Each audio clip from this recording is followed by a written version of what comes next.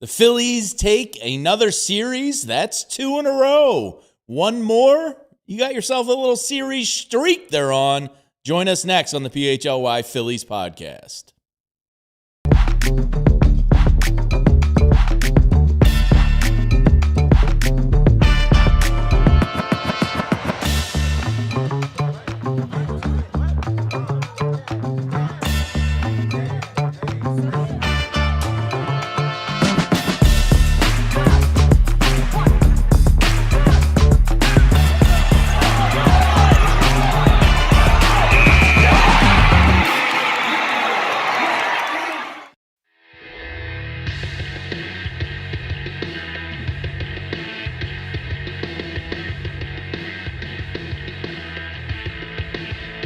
Hello and welcome into the Xfinity Lounge here at the PHLY Studios. This is the PHLY Phillies podcast. Jamie Lynch, Corey Seidman, presented by our friends at Bet365, where winning is everything. Happy Monday to all out there. Beautiful weather ahead. We just got to get through a little chilliness today.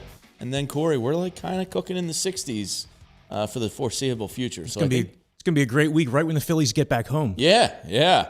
We'll get into the dreaded road trip that they're on starting tonight in San Fran in that house of horrors. But, Corey, how was the weekend? Phils, we'll get into in a second, but good weekend personally? Oh, obviously, it's a holiday weekend for everybody, so it's a great time of year. And as you mentioned, Jamie, the weather's finally warming up. It's starting to feel like baseball weather again. The Phillies got a couple decent days out in Denver. I was expecting that it might be real chilly there, but especially the home opener looked like it was well enough for the Phillies bats to come alive. And they're going to need the weather to continue to stay that warm because this offense has been pretty cold to start the year. Yeah, I think the big thing going viral out of Colorado was the Glizzyzilla or something. They have like a 18-inch hot dog. Okay. Yeah, that was all over the Twitter timeline. The Glizzy. Ethan, see if you can find a picture of that hot dog. It's a bad job by me not putting it in the show rundown and prepping you ahead of time. But see if you can find the Glizzyzilla or something like that. It's a massive hot dog. Yeah, I like hot dogs. They're a lot. Would you have a Glizzyzilla? Yeah, I have no interest in like the super long hot dog. Like, what does that do for me? Also, this is probably going to age me, but Glizzy becoming the go-to word for hot dog, that's happened within the last 5 years, right? Now, apparently it started in D.C. Because I looked this up once. I think around the time I was in college, like early 2000, but it stayed in D.C. Oh, wow, it's been around that long? But it was like a D.C. only thing for a while, and then the Glizzyzilla, is that what it's called? $45. 23. I have no interest in that. Yeah, me neither. That might take all day. I'd rather just eat a normal size hot dog. Like, I don't like hot dogs that much where I need 23 inches of it. So that was one of the things that went viral out of Coors Field this weekend. But Corey, the Phillies take 2 of 3. They get another series win. It's not yet hitting season. The offensive woes are not unique to the Phillies still. There's some stars around Major League Baseball that are off to slow starts. There's some offenses that are off to really slow starts. What did you make of the series weekend as a whole? And then we'll kind of dive in game by game. Lot to like on Friday night, and then Saturday, Sunday, a little bit quieter at the plate. Well, I look at like the 2 big picture takeaways from this weekend.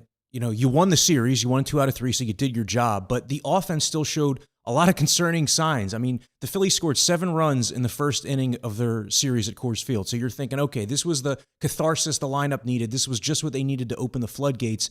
But then the Phillies went 13 for 81, from the time of Kyle Schwarber's 5th inning home run in that first game through the end of the series. 19 of their final 22 innings were scoreless at Coors Field. The only reason they won the series is because they got dominant starting pitching performances. Jesus Luzardo, with his second straight overpowering start at Coors Field, just shows you that his stuff is good enough to play anywhere. And the Phillies pitching has really shut the Rockies down these last 2 seasons, which is why they've gone 6-1. But, despite winning 4 of their last 5 games, you still see a lot of concerning signs. More than half this lineup, you have Harper, you have Realmuto, Schwarber, and Alec Boehm all hitting between 139 and 188. Bryson Stott hasn't been much better. And yeah, Adolis Garcia, probably your biggest offensive contributor, especially Saturday and Sunday. But there's too many guys in this lineup who still aren't hitting. And they're going to need to do their part. Even if we expect this to be a starting pitching-based team, we still need to see more offense out of the Phillies, especially in those top 4 spots. It's pretty early in the season to already be thinking about changing the cleanup hitter. Yeah, it is. And I probably would have started the year with Adalis in the 4th spot. And, it's kind of like innocent until proven guilty. I would have put him there until he proved that maybe he was striking out or chasing too much or whatever. Would you do it now? I mean, would you make the change as this I early? probably would, because I think the benefits of Bohm in like a 6-hole, maybe 5, depending on how you do the lineup there, is pretty strong. But again, Bryce Harper had Aaron Judge protecting him in the WBC and wasn't like setting the world on fire either. So I give it some credence that Bryce needs better protection in the lineup, but I don't give it like full. It's kind of like analytics. Like It doesn't tell the whole story, but you can gather a lot of information. Right. I mean, I think that it's certainly on the table for the Phillies to make that change if Alec Bohm doesn't hit in the next, 2 series. The reason you see managers hesitate to make a lineup change this early in the season is because they think that it shows like a little bit of panic, quote unquote. But I don't think this would be showing panic. Everybody expects that throughout the season, those 2 guys, Bohm and Garcia, are going to flip-flop between 4 and 6. You might see Harper and Schwarber flip-flop between 2 and 3. So I don't think this is the kind of situation where if you take Alec Bohm out of the cleanup spot in the 3rd week of the season, that he's going to totally lose all of his confidence and be, a pumpkin the rest of the season. I just don't see that happening. So if Adolis Garcia is hitting the ball, might as well move him up. I mean, he's shown the power so far, a couple of opposite field bombs. Yeah, I think that's the most encouraging thing is Adolis put one over the right field wall, like kind of effortlessly. It's a weird start to the year, and shout out to everybody in the chat. I see Ray and Philly Rick in there and some others. Let's hit that thumbs up button if you're in here. Get some good vibes for the Philly Rick is a notorious Bohm in the 4-hole hater. And it's hard to disagree with him. It's like, I always make the comparison. It's like when Hunter Pence was in the 4-hole here. That wasn't Hunter Pence's fault. He was just miscast. He wasn't a 4-hole hitter. So I kind of feel that same way about Bohm. It's like, he's a valuable player. He brings a lot of positives to the team. He's just not a 4-hole hitter. And if like the struggles continue, the pressure's only going to mount on him in those spots, especially if he comes up in RBI opportunities, and especially if it's at home where he's going to hear about it if he doesn't come through. So, I mean, look, all of this can change if Bohm has one big series. Like we were talking last week about Bryce, how he hadn't hit the ball hard and then goes out and hits a home run that game, hits a home run the next game, hasn't hit the ball hard since then. Yeah. But, this can all change very early for these guys, but it's a 2nd straight year. Bohm's off to a slow start. He's never been a power hitter, so you're relying in the cleanup spot on him to be able to be, money with runners in scoring position, and that hasn't been happening early because the quality of his contacts has been pretty weak. All right, so Friday night, a lot to like. That was a lot of fun to just see that kind of offensive explosion. Kyle Schwarber sent one, up to visit Artemis 2. That man loves hitting. And so did Brandon Marsh. I was just going to say, Marsh was right there with him in that second deck. I'm dedicating Brandon Marsh his own little breakdown here in a minute. But offensively, Friday night, it was great. Goes into Saturday. We got to talk about Jesus Luzardo because he was back to being Jesus of last year, minus those 4 starts. He was spectacular on Saturday night. Yeah. He won them a game. He sure did. I mean, half the swings were swing and misses against Jesus Luzardo. The fastball was upper 90s. The secondary stuff is just elite. 2 years in a row, he's gone out to Coors Field and had absolutely dominant outings with double-digit strikeouts. And that's how the Phillies are going to try to win a lot of games this season, by getting 6 high-quality innings out of their starter, and then he gave him 7, and then managing it with the back end of the bullpen, like Keller and Yohan Duran. That played out on Saturday night. Keller put a guy in scoring position almost immediately, but got out of it by making good pitches, and then Duran quickly makes quick work of the Rockies in the 9th. But Luzardo, I mean, that shows you why the Phillies, A, traded for him, B, extended him. This guy's one of the best left-handed pitchers in baseball, top-end left-handed velocity, especially the teams that don't see a lot of him, like the Rockies. They're just going to be completely overmatched when they face Jesus Luzardo. Yeah, here's some of his numbers from Saturday night. 11 Ks, not 1 walk, 64% first pitch strikes, topped out at 99, which is just great to see from him this early in a season. He had 2 hard hit balls. Hard hit balls are the equivalent of 95 miles an hour or greater off the bat. Only 2 is remarkable. Most of the night, people were leaving the bat at 79.5 miles an hour. And as you made mention to it there, Corey, 23 total whiffs. I think he had 2 swords, as they say. Just a spectacular bounce back from his kind of rocky start. And it continued the excellence from Aaron Nola the prior night. Aaron Nola 6 1/3 innings. Yeah, he was great. Run, 9 Ks. And that just shows you how impressive those two guys can be back-to-back and why the Phillies slotted these guys back-to-back, right? Like, they didn't want to go Sanchez Luzardo to start the season, lefty-lefty. But when you're facing right-handed Aaron Nola with the low 90s fastball and the curveball with the two-seamer, and then the next night you have to deal with the upper 90s, the 99 left-handed velocity of Luzardo with those slider and sweeper, the two different variations of that pitch, it's just such different looks. And the Rockies just looked like they were swimming in that series against these starting pitchers for the Phillies, the first 2 nights at least. Yeah, and then it was Taiwan. We'll get to him in a second. Also, I just wanted to bring up the point that the last 2 years the Phillies have gone to Colorado, they're starting pitching. People, the Rockies have been bad. They've been terrible for the last 2 years, but the Phillies have dominated them more than most other teams have. I think was that their 9th straight series win versus the Rockies, if I'm not mistaken? Maybe it might have been 9th win in like X number of games. I know there's 6 of their last 7, but in terms of overall, but the Phillies, since the start of last season, their starting pitching ERA is barely over 2, and their WHIP is barely over 1 against the Rockies. The rest of baseball is like 4.5. So even as bad as the Rockies have been, the Phillies pitchers have gone out and stood out at Coors Field. Yeah, really, really good stuff in Coors Field. Obviously, the bad part was the 3 runs over the 2 games Saturday and Sunday. Let's talk about our man Bryce Harper. What do you see? I'm not concerned yet because MVPs get grace, right? When you're a proven again and again great player like Bryce Harper is, you got to give him some time. He's hitting the ball when he connects pretty hard. He had the 1 home run that just missed by 5 feet, sends the back-to-back games, good exit velocity. The rest of the time, though, not making a ton of hard contact. His at-bats are solid, not like bad. I wouldn't classify them. He's getting some good looks at some things. What do you make of Bryce Harper so far through whatever it is, 9 games or so? Well, he certainly felt like he should have done more at Coors Field. I think he was 0 for on Saturday and Sunday, which you never want to. 0 for 4 yesterday. Yeah, so you never want to go 0 for 8 your final 2 games there. But he hit a couple balls hard Saturday. He lined out, and he also flied out deep to, I think it was left center. So he was kind of on the pitches, just missed. He's not all the way there yet, obviously. Bryce Harper's not all the way there yet. Every time he hits a homer, you want to say, okay, maybe this unlocks him, maybe this gets him to where he's going to be. With Harper, something he always says, even when things are going really well, if you ask him, say in August, like, Bryce, you're 6 weeks away from what might be an MVP season, you might blah, blah, blah. He never wants to talk about the season within the season. He always says, talk to me at the end of the year, because he knows that this is a 6-month grueling grind of a schedule. And that just because you have a bad month doesn't dictate your season. Just because you have a great first month doesn't dictate your season. So I know that there's a lot of negativity around Bryce Harper right now. He's hitting 137 or 139. And it's not great that they're going to San Francisco because that's historically been his worst ballpark by far to hit. That's probably one of the main reasons he didn't sign with the Giants, who he's talked about as being the runner-up when he chose the Phillies all those years ago. But they'd love to get him out of this quickly. I don't think that it's quite as bad as everybody's making it out to be, but it certainly hasn't been the start that Bryce Harper wanted after all the chatter this offseason about elite versus not elite. Yeah, hence the thumbnail today, not an elite start. An elite player, a negative .3 WAR, Corey, batting 139 and an OPS plus of only 49 with an OPS of 538. So no, not the start he wanted, but again, those numbers can be flipped around rather quickly. Yesterday, some people out there have coined it the Mickey Moniak revenge game. Your thoughts?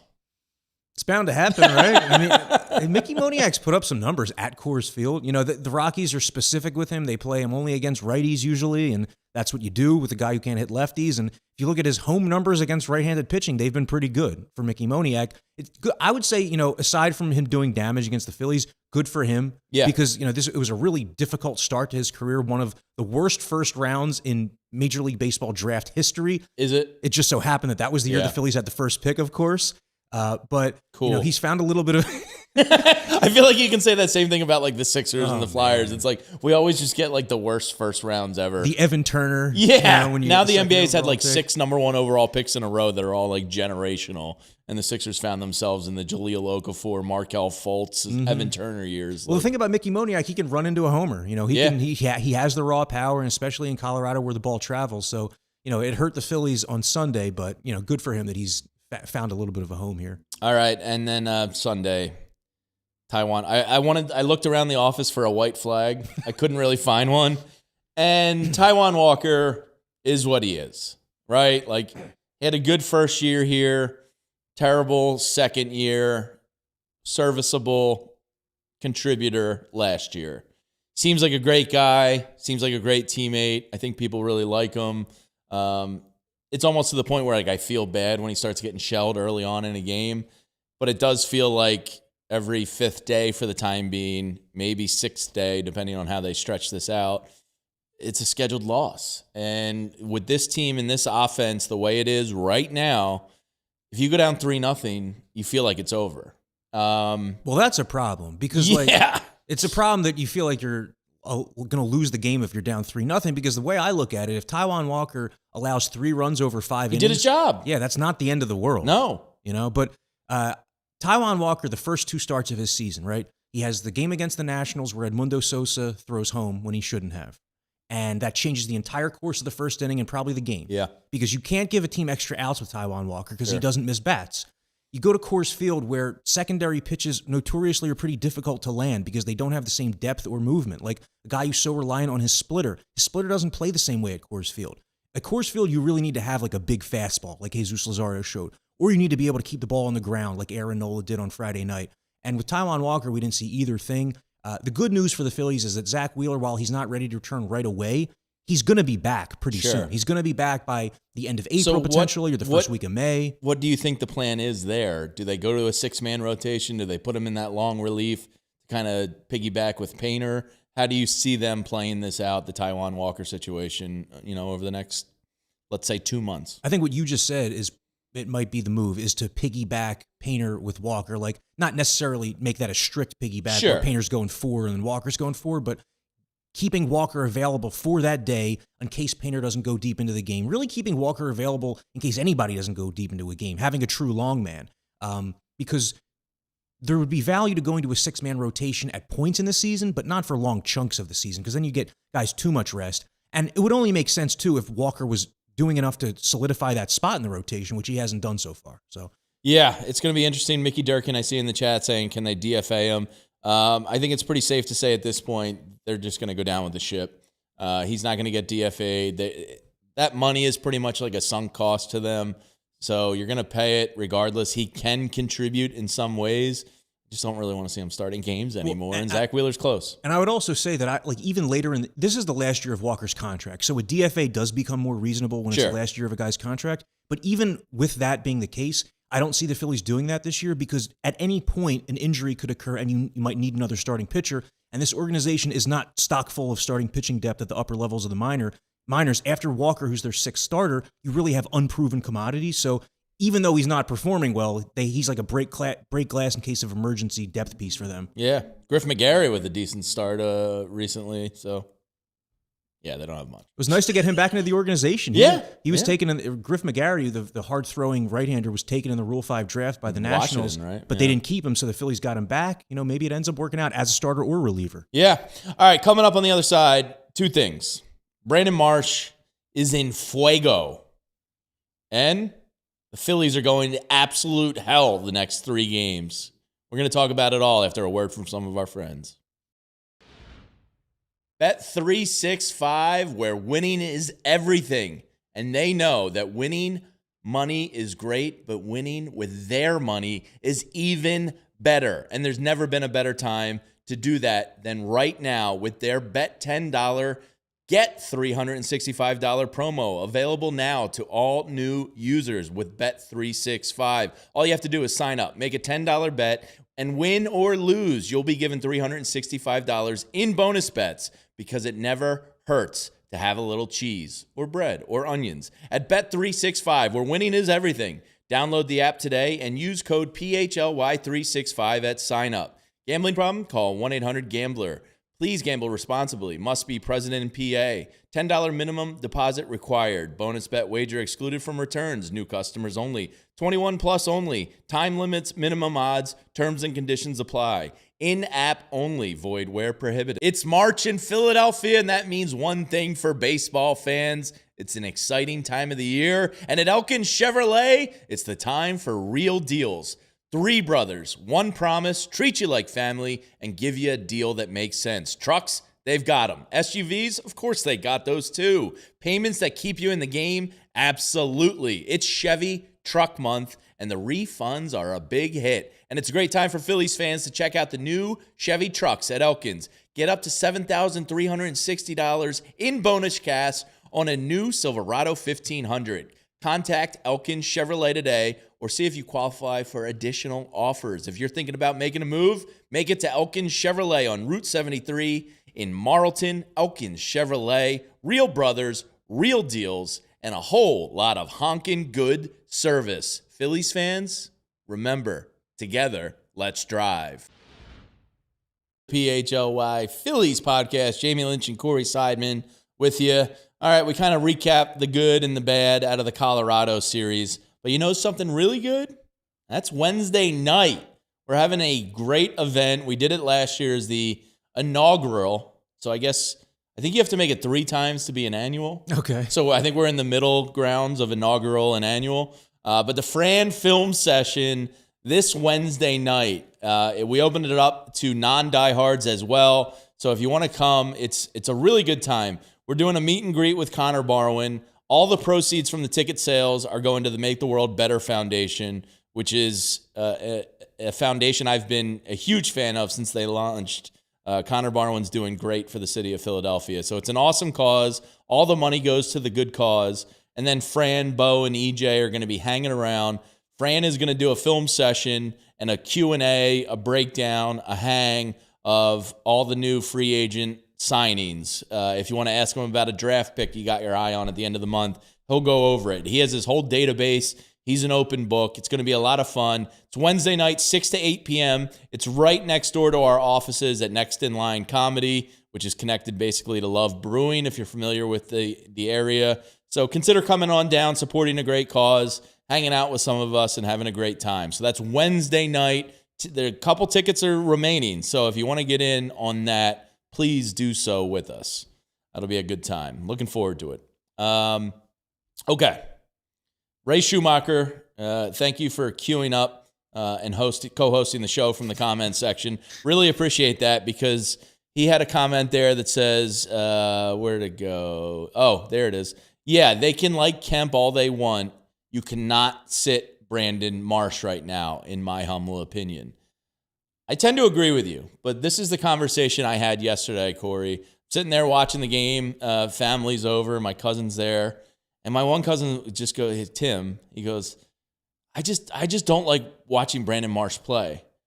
And I was like, what if I told you that since last May 1st, Brandon Marsh is hitting .310, and his face was like shock and awe of like, huh? Cousin Tim's not familiar with the splits, yeah. Huh? Brandon Marsh is killing it. He is one of the best outfielders in baseball since last May 1st. Now, Corey, before we dive into the numbers that he's putting up, is it because he is strictly a platoon player now and not facing lefties?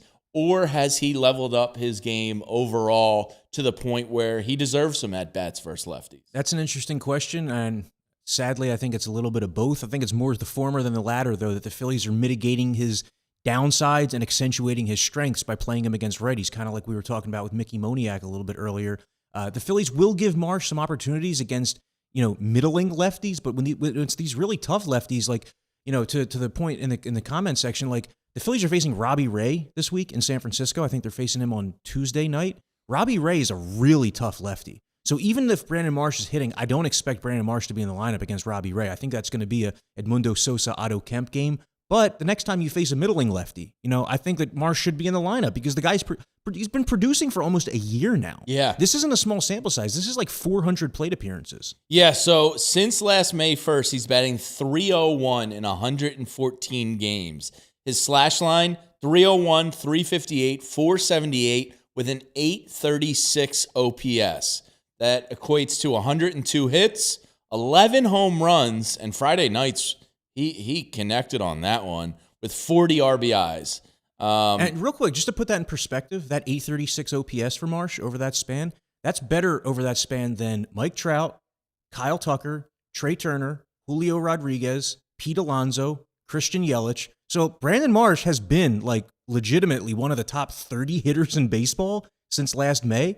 He has done this for an extended period of time now. And it's crazy. You just need to see him do it for a full season. For him, for them. I mean, you need one of those guys to have a career year, whether it's Marsh, Stott, or Bohm. Stott and Bohm are off to pretty dreadful offensive starts, but Marsh has been carrying his weight for sure. Yeah, you said on our first show, you were like, you kind of need one of those daycare kids to have that career year. Brandon Marsh is keeping it going since last May.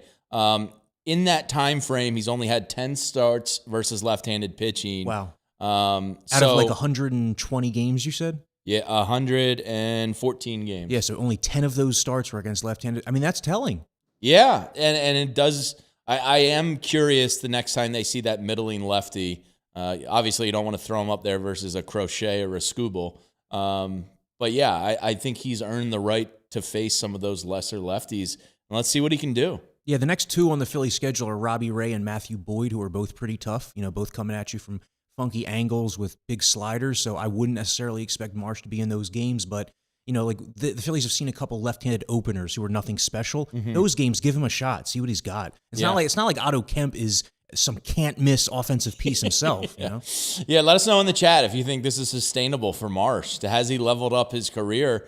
Because if he has, that's a hell of a trade. We'll see what happens. This is kind of a career-defining year for the three of those guys in particular. The daycare is not really youthful anymore. They're kind of entering the prime of their careers. So one of those three has to work out, right, if you're just playing the odds? Yeah, well, you would think, right? Yeah. You would think one of those three guys. I mean, what we've seen big halves from them, and we haven't seen the big whole season from them. But those three guys, Marsh, Stott, and Bowen, we talk a lot about, are the Phillies going to need to make a trade for offense at the deadline? Those three guys are going to help dictate that, because if they're doing enough offensively, you expect that the top of the order is going to come around at some point. So if those guys are doing their job, you have most of your lineup intact. But if they don't, then you have a lineup that has a bunch of holes in it. Ethan and Corey, I want to get your opinion. Back to the Bryce Harper, Brandon Marsh, keep it up, man. You're killing it. Back to the Bryce Harper discussion. I forgot to let you guys know I made a bet with a friend, a cheesesteak and beer bet. He's kind of turned into a Harper hater a little bit. I think I know where this is going. And I was like, I over text. He's one of my groomsmen and one of my best friend, Dave, in Cherry Hill. Just doesn't know ball, apparently.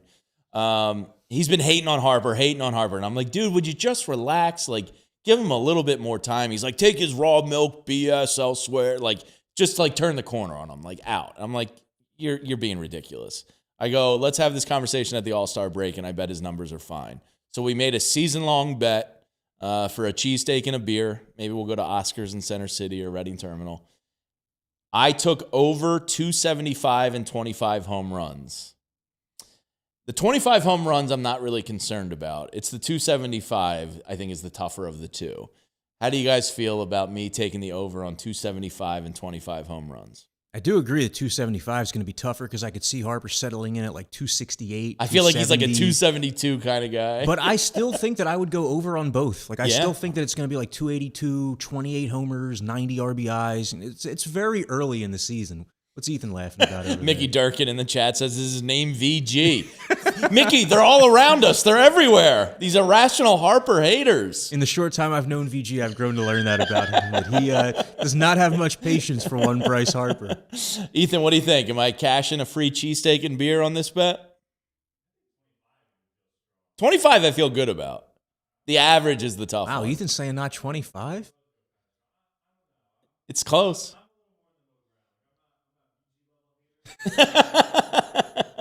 Without an injury, I don't think that there's that's the tricky part. Yeah, because if the wrist flares up once or the back, that 25 home runs could be in jeopardy. But you've already got two. Yeah, I got two in the bank.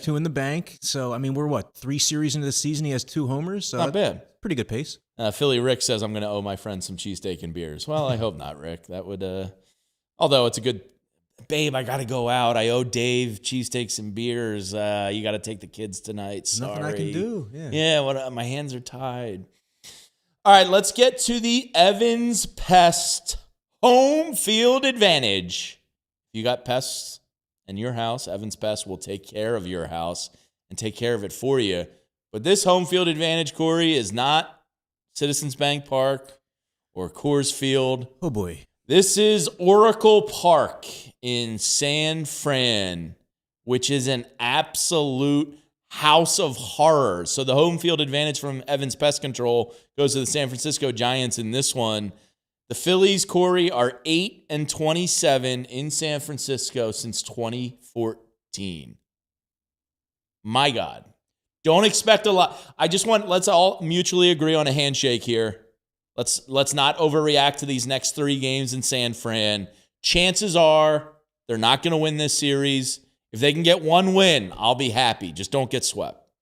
Phillies are 0-10-1 in their last 11 series in San Francisco. They've lost 18 of their last 22 games in San Francisco overall. Okay, so this is really good Phillies teams that have gone out there and either gotten swept or lost 2 out of 3. So yeah, recent history tells us that it might not be a successful series for the Phillies. I would just say that baseball is a crazy game. You know, they didn't hit at Coors Field. Maybe they come alive in San Francisco, right? We see that happen all the time where a team doesn't hit against the no-name fifth starter, but then they wake up against the ace. So maybe it happens in terms of this road trip as well. And that will be a way to boost their confidence because if you can you can bash the ball in San Francisco, you can do it anywhere. Yeah, for real. But they're going to need to string hits together. You know, they can't be going out there and thinking home run. No team can go out to San Francisco and think home run. You need to be able to string singles together. And that's really been a problem with this Phillies team is that beyond the scoreless innings at Coors Field, they only have like 7 innings all season that they've put up a crooked number. Yeah. You know, they're not doing that nearly enough either. And a lot of those came early. You know, the first inning on opening day or the first inning against Colorado. But as games go on, they've just tended to go into a shell offensively. This needs to be a series in San Francisco where, you know, Harper, Turner, Schwarber, they just show signs of coming out of it. Turner has in Colorado. Yeah, he had a good series. But you want those guys coming home feeling good about themselves. So I would say if you remove Fenway and Wrigley, which I just have a historical soft spot for, I think Oracle is the coolest stadium in baseball. Corey, you were on the road for a number of years. You probably have seen almost every stadium? Yeah, almost all of them at this point. How do you rank Oracle in terms of just the ballpark? The Gilroy garlic fries, my God, they're spectacular. Where do you put Oracle in terms of your pecking order of enjoyable opposing stadiums? It's top 5, maybe top 3. I mean, what I like the most about it is that the press box is very low, so you have a vantage point where you feel like you're almost on the field. There's a couple fields like that, like Camden Yards is kind of like that. Where the flip side of that is where you have like Nationals Park where you're 30,000 feet up in the air. You feel like you're in outer space. You feel like you're in a museum in outer space watching a baseball game being played on Earth. That's what it feels like at Nationals Park. Oracle's great. There's a question in the chat. What is it about San Francisco that's been so difficult for the Phillies? So I was going to bring that up to you. Listen to this. This isn't even an Oracle Park thing. This is San Francisco specific. Pre-Oracle Park, the franchise record in San Francisco is 397 and 718. Oh my goodness. Like historically awful. Yeah. How is that possible? Well, is it the wind? Is it the travel? Is it the angles of the park? Is it all of it? Yeah, it's all of that. I mean, it is because all of that creates a unique environment in San Francisco where foul balls swirl all over the place and foul balls turn into fair balls, or guys who are inexperienced playing the carom off the high wall in right field turn what should be a double into an inside the park home run. You know, the Phillies have lost games in all kinds of ways with crazy errors, with wind, you know, with bad pitching performances, with bad offensive performances, but it's a difficult place for any East Coast team to go out and play. The Mets just went out there and they are not loving how their series went in San Francisco either because they just lost Juan Soto potentially for a couple weeks with a calf strain. So does knowing what Barry Bonds did there make it more impressive that it was in that stadium? Of course. I mean, you start to think about like what could Barry Bonds have done if he was in like a hitter-friendly park? Yeah. I mean, obviously the right field. What if he was in Yankee Stadium? It's just unthinkable. And I think did you hear the story recently? It actually went viral where Barry was talking to somebody. It might have been on the Apple TV broadcast where he said that he almost signed with the Yankees. Yeah, I saw this. And Steinbrenner called him and said, "Hey, here's your offer. I need it signed by the end of the day." And Barry was like, click. He's like, "You're not telling me I have to sign it by the end of the day." And that was it. Steinbrenner botched it. Well, imagine if he was in Yankee Stadium. It's probably a good thing that Barry Bonds is not on the 90s Yankees. I don't think they needed any more talent. I was actually just watching a Bonds video a few weeks ago on YouTube where it was all of his at-bats against Greg Maddux in one game where he went 4 for 4 and like he did it in all different kinds of ways. And this was skinny Barry too. Yeah. This is before the steroids, which is Andy Van Slyke and Bobby Bonilla days, Barry. It just like highlights how the guy was he's the greatest baseball player. No doubt Hall of Famer before all that stuff, you know, but He's the greatest baseball player I've ever seen. But it makes it in that stadium, like Bryce Harper talked about, like not wanting to sign there because of that effect and the bay and the winds. And Barry Bonds was just like, yeah, whatever, I'll just go hit 74 here or whatever. Well, I don't know the exact number, but like for years after he had left, the number of home runs hit into the bay over right field was pretty low. It was like it was like he had 85% of the home runs that had been hit into the bay. I don't know what it is off the top of my head now, but it just shows that it's really difficult to hit a ball that far through those conditions. Yeah, it's pretty remarkable. And thanks to Evans Pest for bringing that home field advantage for the Giants this time around. All right, on the other side, we got to talk about it's Andrew Painter night in San Francisco, but Philadelphia. So everybody get that mid-afternoon coffee because we got to stay up late tonight, folks. There's an NCAA championship game and Andrew Painter night. We'll talk about that. And Zach Wheeler had a rehab start over the weekend. We'll get into that as well after a word from our friends. It's springtime, and what does that mean? A lot going on around the house, a lot of projects, and of course, it's time to get that air conditioner looked at to make sure your family is comfortable this summer in the heat and humidity. Ace Hardware Home Services has you covered. From AC repairs to water heaters, plumbing, and electrical, their trusted pros bring the same helpful service you know from the store right to your home. Whether it's a quick fix or a bigger summer project, they've got the tools, the know-how, and the people to get it done right. Ace Hardware Home Services, bringing helpful to your home. AceHardwareHomeservices.com today to get started on your next project. And if you're anything like me and my wife, the list is never ending. So bring the helpful people from the Ace Hardware store you know and love right to your front door to get it done for you. AceHardwareHomeservices.com. Xfinity has a 5-year price guarantee. What if you knew you could have reliable and intelligent Wi-Fi? And what if you could keep it at the same price for 5 years? That's the Xfinity 5-year guarantee. Imagine a Wi-Fi at home that makes everything work together.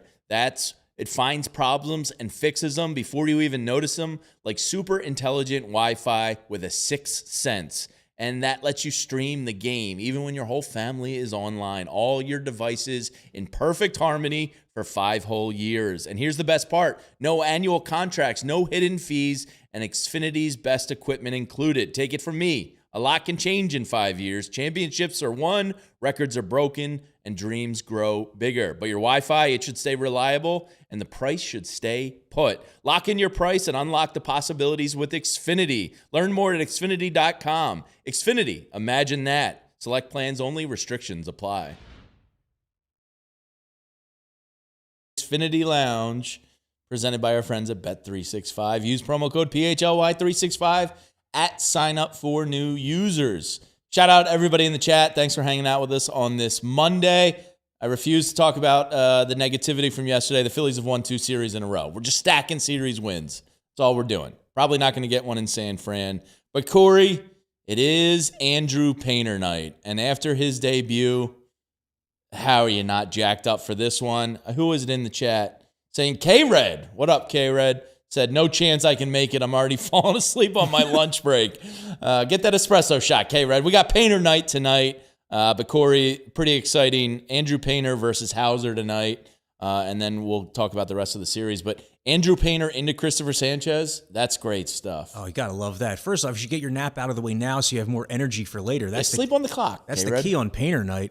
You know, what I'm curious to see with Andrew Painter tonight is this is a 1 through 9 veteran Giants lineup. Like, you know, you're talking about like Devers and Heliot Ramos and Matt Chapman, just Luis Ariz, up and down the lineup. It's veteran hitters compared to that Nationals team he faced last week, which had like 2 veteran hitters 1 through 9. So this is going to be a different sort of test for Andrew Painter. Guys who are going to make him work. They're not going to be as aggressive early in counts. It's obviously a start on the road. It's his first major league start on the road. So how does he fare? Every single start is not going to look as dominant, as overpowering as that first one, you know, but that's not the expectation for Andrew Painter. You're not expecting he's going to go out there and give you a 1.50 ERA over 200 innings. You know, you just need this kid to show positive signs every start. And we saw so many in his first outing between missing bats, getting soft contact, being able to turn to all of those secondary pitches to end an at bat. I mean, I just saw so much about Andrew Painter that it gives you reasons to be optimistic for the future.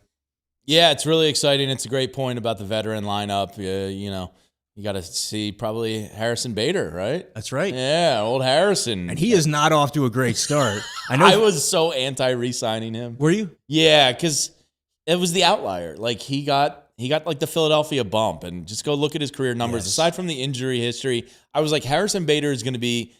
I was doing the if they sign him. I was like, this is one of the classic like you signed a guy based on his outlier 2 months. He's injury prone. His career is. I mean, he's fine. He's a Major League Baseball player, but like... He's a nice player, but he's not like the 310 hitter with power and great center field defense. No. He has the great center field defense, and he can give you a little bit of power, but that's not who Harrison Bader has been historically. I agree. That would have probably been an overpay based on 2 good months. And that's an interesting phrase you use, the Philly bump, because I've seen that happen over the years. Like it can be a really difficult place to play, obviously. Sure. Flip side is if you get here and you perform right away and the crowd just falls in love with you and cheers you and gives you that confidence every at bat, I've also seen guys completely take off. Yeah. So, yeah. I mean, it's real. Like if you go from playing, where was Bader before he came here? I'm blanking. So he's been a lot of places. He's been all over. Cardinals, Yankees, Twins. But if you're in a stagnant crowd home stadium and then you come here and we're frothing at the mouth maniacs and like want to support you and then you hustle and do like that's got to be like a jolt of adrenaline. Like I'm sure people would pay good money for that high. And especially when it fits your personality, because that's how Harrison Bader plays baseball. He plays it with his hair on fire, with a lot of passion. And it just like it was a perfect storm for him in the second half last year. There was something cool. He hit one of his home runs this year, hit a food truck in left field, and it dented the food truck at the top. And I saw he went out there and signed the dent.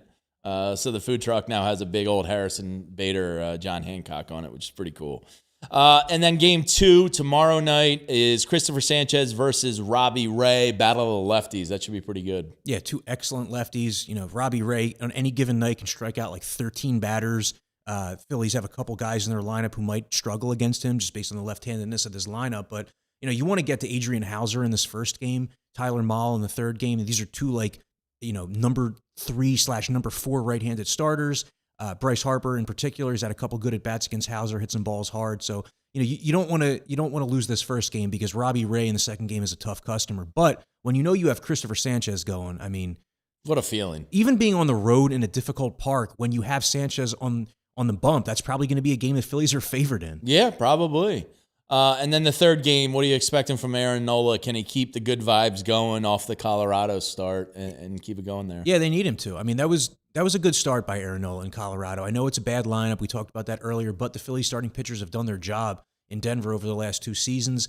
Nola did not pitch poorly in his first start. He gave up a couple homers, which we've seen happen a lot of times, where he limits the base runners, but the guys who do get on cross the plate because they're hitting the ball over the fence. But you know, for Nola in San Francisco, I just look at like every start. If he can keep them in the game, 6 innings, 3 runs, always going to be a job well done for Aaron Nola because this offense should be able to score 4 runs, right? Like this offense, it shouldn't be that you absolutely need 1 run over 6 innings out of the starting pitcher. No, that's not good for any pitcher's mentals to have that forced upon them. So. And I think we agree this is going to be the best rotation in baseball, but still you need to give these guys wiggle room. That's going to be a lot of high-stress pitches that wear on a pitcher's arm if every game is 2-2 in the 7th inning.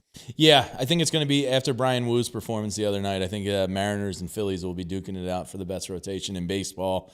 But that leads us right in to the future being bright by our friends over at Shady Rays, best protection sunglass in the game. Lost or broken pairs, they'll get you a new one, no problem. My youngest used to be obsessed. She probably still would do it. She's a little punk sometimes, grabbing my sunglasses and just throwing them. So with Shady Rays, it's nice. You know, if they ever broke, just boom, free pair. I didn't have to sweat anymore. And I'm a notorious lose sunglasses in the ocean guy. Oh, who isn't? Yeah. Because, it's just like my dumb ass will back up to the wave and it'll just get like knocked right off. It's an awful feeling. But Shady Rays has got your back. All right, the future is bright here because Zach Wheeler is getting close. And that means hopefully a lot less Taijuan Walker. Some of these numbers are courtesy of Matt Gelb over The Athletic, who had a piece. Zach Wheeler went Saturday night in Durham, North Carolina. Rob Thompson or the Phillies have said he's going to have at least 2 more minor league appearances coming. He's already back at Citizens Bank Park, picking up his program again. He's going to have another one in Lehigh Valley. And then after that, I'm not sure if it's on the road or at home. but he's going to have at least 2 more. And this is courtesy of Matt Gelb. They're waiting on his velocity to come around before they make any determinations. So last year in spring training, and the Phillies are right in saying this is Zach Wheeler's spring training right now. Like, he's still in the ramp-up program. So last year he averaged 96.1 miles per hour in his spring training starts. Right now, Saturday, he sat with his four-seam fastball average at 93.3 in his first start. And then Saturday in Durham, he sat at 92.7. I think he threw 35 four-seamers, 35 four-seamers in the 2 rehab starts. Only 1 swing and miss so far. And this is a direct quote from Gelb's piece. His fastball averaged 95.3 in his second spring start of 2025. It was 94.7 in his second spring start of 2024 and 95.5 in 2023. So he's a little bit off, but they said, Corey, part of this was losing weight because of the medication he had to go on after the surgery and during all that. The nutritionists are working with him to add that weight back on. So it doesn't seem like it's anything they're concerned about, but the dip in the velocity is why he may not be here as quickly as we once thought. Maybe it's the end of the month. I saw Will Carroll, who's an injury expert, longtime baseball injury expert. He was writing last month about how he noticed with Wheeler that there was like a dip in his shoulder, that he looked like he was kind of like off kilter. And I thought that was an interesting point. He was making the point to say that when guys have that surgery, it kind of affects their posture. Sometimes they do lose weight. And so it was interesting reading that in Gelb's piece that the Phillies that he's 10 pounds below, I guess, his pitching weight of 205. I do think that this is going to come. The strength will come. The arm strength will come. This is early in Zach Wheeler's calendar year, baseball-wise, because he didn't do any throwing, really, during the offseason. So the velocity will gradually increase. I don't think that if it never comes, it's the end of the world, though, because if Zach Wheeler is pitching at 95 as opposed to 96 or 97, it's still really good velocity for him because of the way the ball explodes on hitters late. Like, a hitter's swing will always tell you how fast the pitch is coming in. There's some guys who throw 99 and get squared up. There's some guys who throw 95 and hitters can't solve them. And Zach Wheeler's one of those guys because the way that his fastball ends, the way it finishes when it crosses the plate. But, I think that the Phillies probably are not concerned about this, but why not give him more time, right? Yeah, like, why not there's no rush. Yeah, why not give him an extra start in the minors to see if the velocity creeps up? It's not because they're so worried, Zach Wheeler's not ready to get outs in the majors. It's because they know that this is a long season. And, Sure. Why burn him? Why bring him up early if there's, more ramp up that can be had? But to your point, when he's back, Taijuan Walker will be out of the rotation. You'll be getting quality innings out of Zach Wheeler. You might not be getting 7 innings every start. No, you'll probably start him on an 80-pitch count and go from there, maybe 5 extra pitches. And they'll be safe with him. They're not going to overextend him. Like, he's not going to average 6.5 innings per start, I don't think. And it's not a goal to win the Cy. I'm sure it's his personal goal to try to win a Cy Young this year, but it's going to be difficult to do after missing a month. Sure. This year's more about getting to the finish line, having Zach Wheeler be the healthiest, freshest, most effective version of himself. That's all I care about. That's all the Phillies care about as well. It's like the Sixers. It's like just get them to the postseason. Just get Embiid to the postseason. Yes. We'll deal with it then. There's a Randy Seidman in the chat. And any relation there? Who's Corey? that stranger? Yeah, sounds like a sketch. I think he's regretting picking up Taijuan Walker last week for the start at Coors Field. But, yeah, Randy. I think you're safe to drop old Taijuan there. But yeah, really good stuff in Gelb's piece. He even talked to Rob Thompson, who watched all the pitches, I guess, Sunday after Saturday night, or maybe he watched it Saturday night. I don't know. He watched all 45 pitches, and he said he thought he looked great. The mechanics looked sharp. And I think Gelb asked him, if his velocity doesn't come back, if he's that 93 to 95 guy instead of 95 to 97, do you think he's still good? And to your point, he was like, yeah, Zach Wheeler's one of those guys that can get away with some lost velocity because of his breaking stuff, because of his command, because he's gotten better with age. Yeah, there are few pitchers in all of baseball I'm more confident in remaining effective with 1 or 2 miles per hour less on their fastball than Zach Wheeler. My biggest curiosity is how many people that were getting on that commercial flight to and from Durham that Zach Wheeler went on, do you think recognize, oh my God, that's potential future Hall of Famer Phillies ace Zach Wheeler? Because that's a 2-seater flight. I've been on that flight many times. Yeah. It's not a big plane. So, he's probably sitting there with his hat pulled low trying to... I'm still a little bummed out. We haven't gotten the story of what Zach Wheeler bought the minor league boys for the post-game spread. All right, we have one super chat from Friday's show that we failed to get to. And West Virginia Rick, I promise you, I wouldn't waste that $5. We appreciate you. Corey, on Friday, Rick wanted to know What is your Aiden Miller worry meter at? There hasn't been many updates on the back injury that he tweaked in spring, but obviously with a young kid, back is not a great thing to hear. Probably a 7 out of 10 on the worry meter for Aiden Miller, the Phillies' top prospect. I mean, as of last week, before the Phillies departed for Denver, he still was not swinging a bat. The progress has been very slow for Aiden Miller, and this is a back injury that he also dealt with at the end of the AAA season. Like last year when he got promoted from AA to AAA, Aiden Miller was absolutely on fire. Then he missed the final weekend of the season with his back injury, did not participate in the Arizona Fall League because of it, shows up to spring training, and it's still there. It was something he didn't feel over the offseason, but then his comment to me when I asked him about it early in spring training was, I think it's just something that happens naturally when you swing a bat 100,000 times a year. But that's also a concern because if you're a baseball player, you're going to have to swing a bat 100,000 times a year. So the Phillies' focus right now is just getting him feeling comfortable on a day-by-day basis and then getting him back to baseball activities. And then you hope to eventually get him into a game. But this was a huge year for Aiden Miller. Yeah. Developmentally, every year is huge when you're a top prospect who's ascending toward the majors. But it was also big because he might be in the Phillies lineup next year. Sure. Alec Boehm's a free agent after this season. Aiden Miller is a shortstop by trade who might end up debuting in the majors as a third baseman. I was just going to ask you, where do you see him eventually falling in? Third base is the logical place, but he's a classically trained shortstop. I know some people have been outfield desperate enough to be like, give him some looks out there. Do you see him ultimately as a third baseman? Yeah, especially when he first comes up because Trey Turner's solidified here, and Trey Turner's gotten better defensively the last couple of years. Like Trey Turner's made actual legitimate strides defensively at shortstop, changing how he approaches and his entire approach of how he gets to a ground ball with the help from Phillies infield coach Bobby Dickerson. But the only way you could see Miller at shortstop is if they were to move Turner into center field eventually, which who knows if that happens. People have been talking about that for 2 years already. They have Justin Crawford now, though, so they finally have their center fielder of the future. So, by the way, Justin Crawford, first steal of his career this weekend. He's quick. I think I have the number here. I know everybody's dying to know what were his feet per second speed in stealing that bag. Well, he got to 29.4 miles per hour on his first career stolen base. Really? That looked more like 29.6 to me. Based on the naked eye. I saw that number and I just went, that sounds fast. Yeah, it sounds fast indeed. I don't think I could get anywhere in 29.4 seconds or feet per second. All right, on the other side, Phillies made history. And Major League Baseball. Some cool things happened this weekend, including some kind of history of their own. We'll talk about that on the other side after a word from some of our friends. It's springtime. You know what that means? Yeah, nice weather, but it also means pests.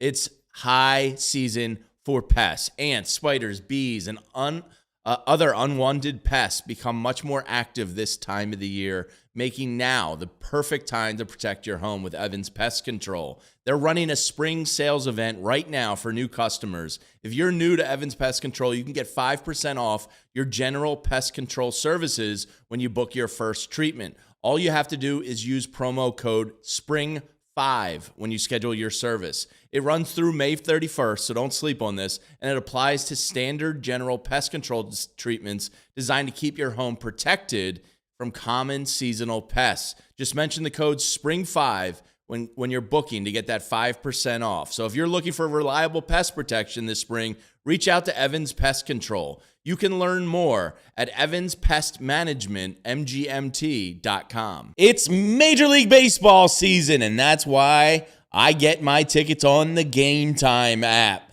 It's the best app out there with the best customer service in the ticketing industry. One of my favorite features, the fees are included. So you're not going to get hit over the head with these sneaky hidden fees at the end at checkout. You can get deals on zone deals. You can save even more when you choose a section and let Game Time choose the seats. The lowest price guarantee or Game Time will credit you back 110% of the difference. The Game Time ticket coverage gives you the most flexible customer service in the ticketing industry. So take the guesswork out of buying MLB tickets with Game Time. Download the Game Time app, just create an account, and use code PHLY for $20 off your first purchase. Terms apply. Again, just create an account and redeem with code PHLY for $20 off your first purchase. Download the Game Time app today. PHLY Phillies podcast here live from the Xfinity Lounge. A little bit of a misspeak there. I said Justin Crawford 29.4 feet per second, not 29.4 miles per hour, which would be a mile and a half per hour faster than Usain Bolt's top time. You got a little excited. I got a little excited. You saw Justin Crawford picking him up and putting him down. You're like, that has to be the fastest man in the history of mankind. Yeah.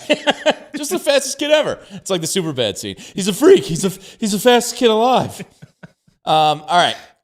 Couple things. The Phillies made some history this weekend, and this is courtesy of Schmenkman from The Good Fight. Who noticed this? This is real baseball sicko behavior here. No MLB franchise has given up 200,000 hits in their history, much like no professional sports organization ever lost 10,000 games in their history. The Phillies made history. 200,000 hits officially given up as the Philadelphia Phillies. There's a lot of those like ignominious bits of Phillies history, which it's what happens when you're around for 140 years. They're one of baseball's oldest franchises, but yeah, there's no shortage of those. Yeah. And then Rob Thompson, Topper. Some people want him canned already, which is crazy. He just became, Corey, the 25th fastest manager in Major League Baseball history to get to 300 wins, becoming the fastest Phillies manager ever to 300 wins.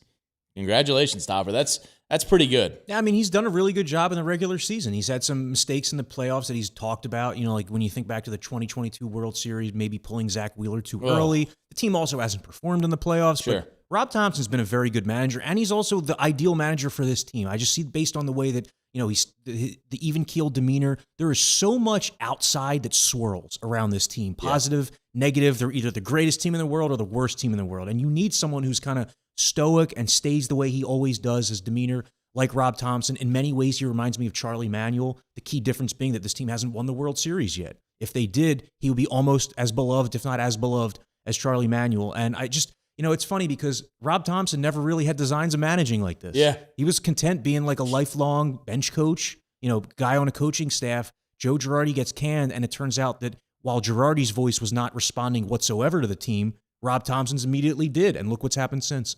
But did he hold a bat in his hands? Can Nick Castellanos trust him? You know? That's the thing. Yeah. A lot of people are concerned about that. Nick Castellanos off to a pretty good start with San Diego. Not so much. Yeah, I saw he grounded out to end the game the other day. He's not even playing that much. Yeah, no, he was pinch hitting. So yeah, he's coming and off even the against bench. lefties, he's not playing that much. So, see you, Nick. All right, Corey. Over the weekend, Saturday and Sunday in Major League Baseball, there was a combined 269 walks, marking the highest walks for a 2-day period in Major League Baseball history. I think it's natural to say this is an effect of the ABS system. Oh, okay, yeah. Tighten up the zones. Yeah, probably. And people challenging and getting some overturned that in the past may have been, you know, a strike or a ball, depending on the situation. What do you make of it? Well, that's really interesting what you just said about the ABS system. I will just say, just observing, watching a lot of games out of market these first couple weeks of the season, you do see umpires getting a little gun shy, especially right after they get a pitch overturned. If there's like a borderline pitch, it's almost like they realize, okay, it's not about me, it's not about my individual zone, it's about what is actually the strike zone. I also think that it was somewhat weather related. Like I was on Saturday night watching Mick Abel pitched against, I can't remember who he faced. It was a Twins game, but it was snowing in Minnesota. Jeez. Pretty hard to grip the baseball when it's snowing this time of year. So I think that probably also affected the walks too. But that does not make for great television when there's 269 walks in a weekend. No. It looked like they were facing the Rays this past weekend. Yeah, and Mick Abel was struggling to throw the ball. I mean, he was getting into hitters' counts every batter and did not pitch effectively, but it was probably also the fact that there were flurries coming down. Yeah, it's usually not fun to play baseball in the freezing cold. But so the offensive struggles of the Phillies are certainly not unique to Philadelphia. Let's just hope they can steal one out in San Fran here. Ethan, are we safe to send this to overtime? No?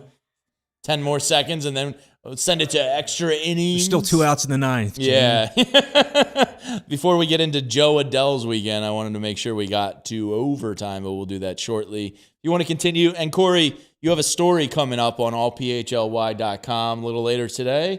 Why don't you tell the people what you can read at allphly.com. Yeah, just leading into this week, the Phillies have won 4 out of 5 games. So in one sense, it's positive vibes, but in the other sense, we've also seen some continuingly concerning signs offensively. So it wouldn't be the Phillies if everything was, all positive or all negative. It's always a mixed bag. Yeah. All right, now we're safe to send it to overtime. You can continue watching the show at allphly.com if you're viewing on TV.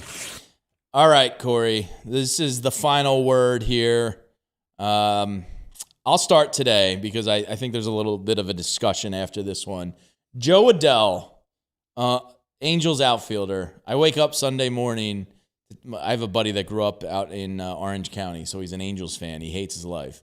But I woke up to the picture, which I believe Ethan has, of Joe Adell. It's one of I put it on the Run a Show, Ethan. I don't know if I put it in Slack. You can grab it. I think it's one of the coolest baseball photos I've ever seen. So Joe Adell on Saturday night robs 3 home runs. Just ridiculous wall jumping, game-saving catches. What's funny is prior to Saturday night, he's one of the worst defensive run saved outfielders in baseball in the first week of the season. And then he goes Saturday night and does 3 ridiculous home run saving catches for the Angels. Fernando Tatis led all of Major League Baseball with the stolen home runs last year with 4. Joe Adell did 3 in one night. That's crazy. Now, my take on this, it's one of the most ridiculous defensive highlight packages I've ever seen in my life. The last one, the third one, which you'll see a picture of here shortly, he's over the wall. Now, here's the picture. I mean, what a cool-ass picture that is, with the fans all around him, and he's holding up the ball. Now, he catches the ball pretty much on the outfield wall. It's almost like a bang-bang. He catches it and tumbles over. My probably wrong take here is you kind of have to stay in play. I know he may have caught it before the wall or on top of the wall. It's kind of hard to tell, and he should get the benefit of the doubt because it's such a ridiculous play. But if you topple over the wall, I don't know if that's an out to me.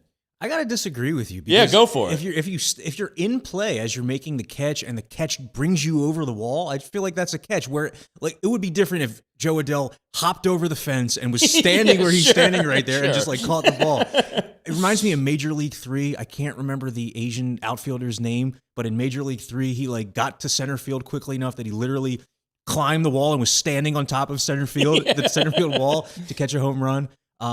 Man, that's incredible. That's like if a guy had three picks. That was Taka Tanaka. That's right. Serrano's boy. But that I need the VAR reading. I need the tennis. I need to know that the ball was in play when he caught it for me to give him full credit for this. Because if he's a little bit over, that's a home run. Wouldn't you say that was having 3 pick sixes in a game? I'm trying to think basically of what the analogy would be, but I don't think we're ever going to see that again. No. You're going to see a perfect game again. You're going to see a cycle again. You're going to see a 4-homer game again. It's 2 buzzer beaters, one before half and one at the end of the game. Yeah, you're never going to see that again. I mean, that's baseball history right there. Yeah, that's such a cool photo too. So Joe Adell with one of the all-time great nights in Major League Baseball. That's it's pretty cool to see.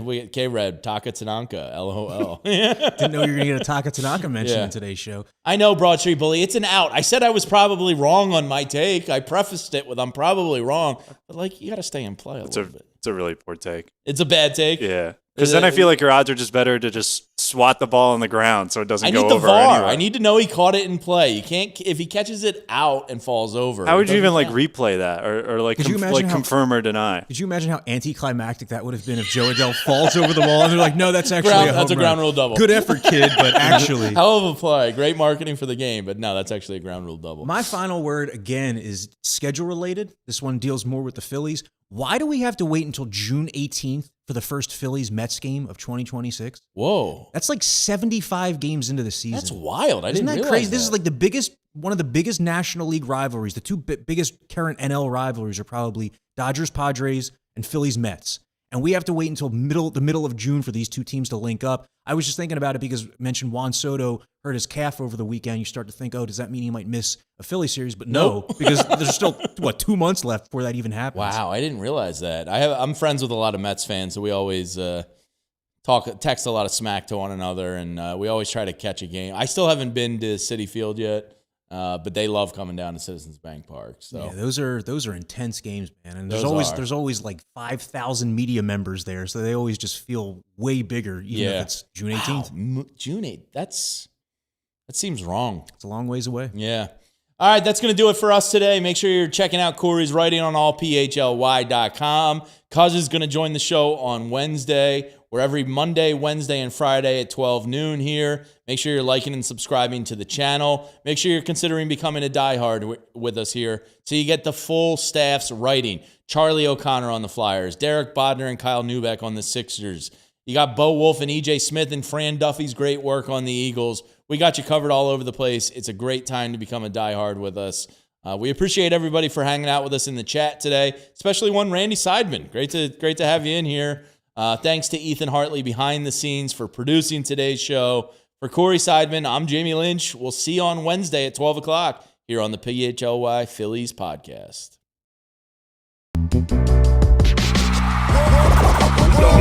Like